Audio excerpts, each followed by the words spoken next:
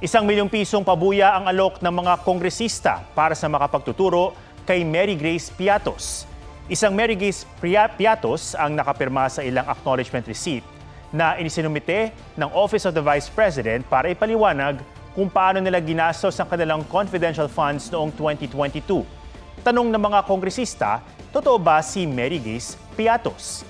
Kunekasyon na rin ng mga mambabatas kung dinoktor o pineke ang mga resibo, lalo't iba-iba ang pangalan ng signatory pero tila iisang tao lang daw ang sumulat at pumirma. Dati nang iginiit ni Vice President Sara Duterte na paninira lang ito. Sinusubukan pa siyang kunan ng bagong pahayag. Sa susunod na pagdinig ng Kamara sa Miyerkules, inaasahang dadalo ang ilang OVP official. Inaabangan din kung lulutang si Mary Grace Piatos.